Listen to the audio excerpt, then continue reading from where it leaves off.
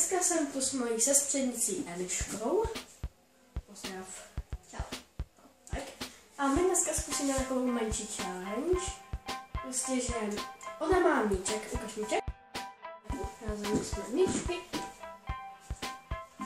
No tak můžeme začít od míček. 2, 1.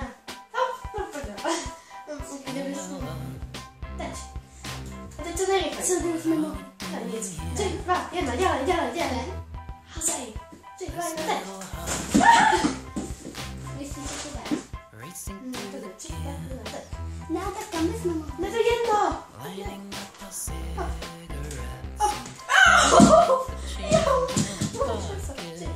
Teď.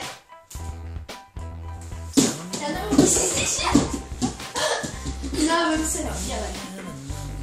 3, 2, 1, teď. Teď.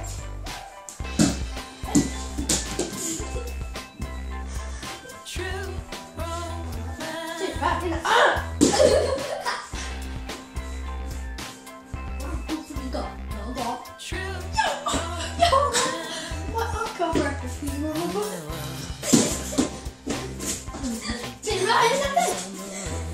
a musím nachytat. Teď.